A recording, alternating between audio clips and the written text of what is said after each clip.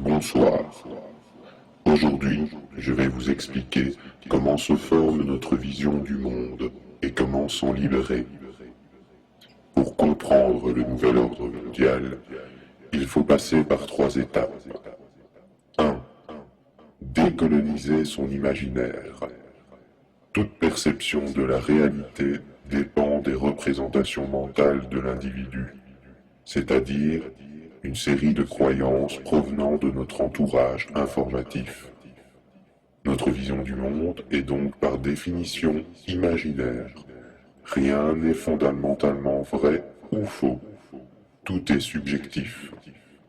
Ces représentations émanent principalement de la famille, des groupes et des médias. Premier constat, la famille est détériorée. Les divorces n'ont jamais été si nombreux et les enfants prennent le pouvoir, pendant que les vieux pourrissent dans des hospices. Les médias occupent un rôle central dans l'éducation des enfants. Donc, pour une forte majorité des êtres humains, leur vision de la réalité est le fruit des médias populaires. Que vous le vouliez ou non, votre esprit est conditionné. Le cas du 11 septembre est un exemple affligeant de vérité.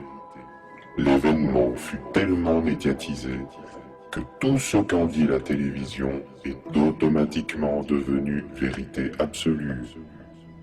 L'imaginaire des gens est formaté dans une bulle étanche, donnant une vision unique du monde. Ainsi, les médias peuvent transformer une idée bonne en une idée marginale. Par exemple, si vous estimez que l'hypersexualisation des mœurs est négative pour la société, vous allez être rejeté par une majorité qui estime qu'il faut vivre avec son temps. Les filles sérieuses, qui n'offrent pas leur corps rapidement et à plusieurs hommes, sont marginalisées. Mais si le présent n'est que la construction médiatique du passé, vivre avec son temps n'est en fait que le résultat d'une manipulation médiatique et ne veut strictement rien dire. Cette production est tout sauf le choix naturel de l'humain. L'explosion de la pornographie n'est pas l'expression d'un besoin, mais bien le résultat de la médiatisation sexuelle devenue le premier business mondial. Nous assistons à une vraie acceptation passive de la population devant toute forme de déviance. En quoi est-ce négatif ?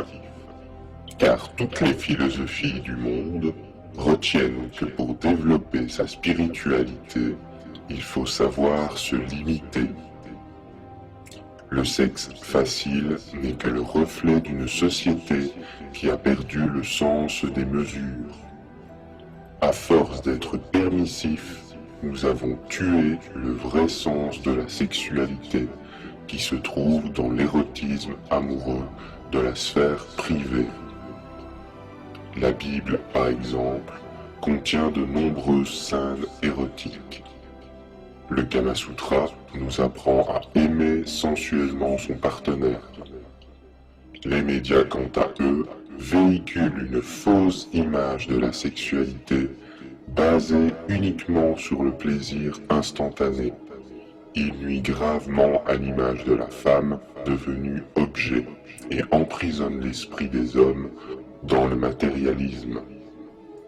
Résumé de l'étape 1, admettre que notre vision du monde est basée sur des représentations mentales, subjectives, influencées inconsciemment ou non par nos médias.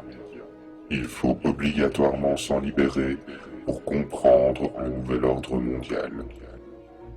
Étape 2. Renouer avec la réalité. Aujourd'hui, nous devons tous admettre un certain nombre de problèmes mondiaux. Une grave crise sociale dont le signe est une pauvreté en progression, alors que le commerce de luxe ne s'est jamais si bien porté.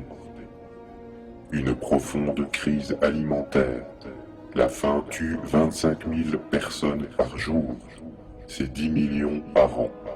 D'ici 20 ans, la Chine sera incapable de nourrir sa population.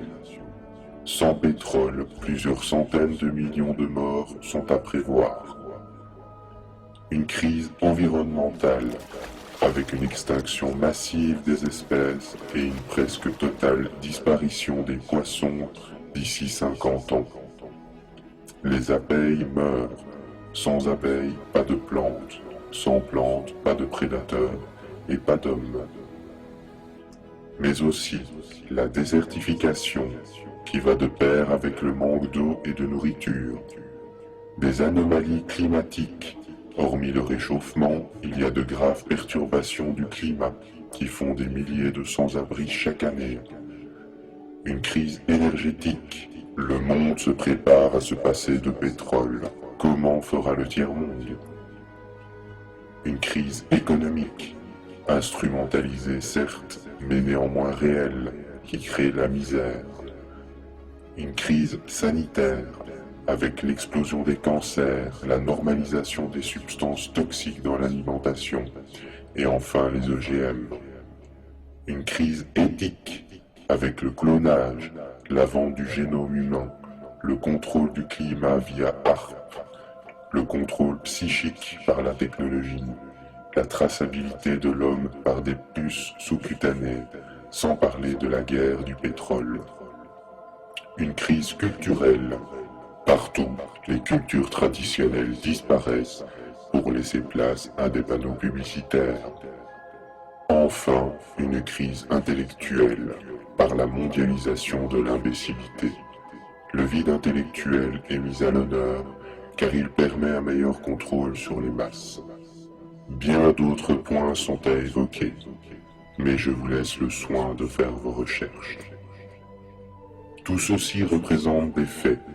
Il n'est pas question de crier à l'apocalypse ou de voir la vie en noir, mais bien de constater, en tant qu'être intelligent, qu'il y a de graves problèmes de société. Que faisons-nous face à ces problèmes? Rien. Nous avons naturellement tendance à nous détourner de ces vérités par mécanisme de protection. On se dit que ce n'est pas grave, que tout va bien, qu'il est inutile de paniquer, de toute manière, d'autres sont payés pour se charger de ça. Or, c'est bien notre passivité, notre laisser-faire qui a laissé place à cette situation désastreuse. Il est évident que tous ces problèmes ont des causes systémiques, intimement liées entre elles. Aucune solution ne peut être apportée sans prendre en compte tous les problèmes cités ici. Par exemple, on ne peut pas créer des agrocarburants à partir du blé alors que 25 000 personnes meurent de faim par jour. Si l'on veut résoudre un problème correctement, il faut y faire face, l'affronter et oser se remettre en question. Aujourd'hui, nous demandons à des politiciens de régler ces problèmes à notre place, alors qu'ils n'en ont pas l'intention. Ils sont fixés sur des objectifs économiques de court terme. De droite, de gauche, comme écolos, ils sont tous, sans exception, soumis à la croissance et au système financier. Résumé de l'étape 2, admettre les faits, voir la réalité en face.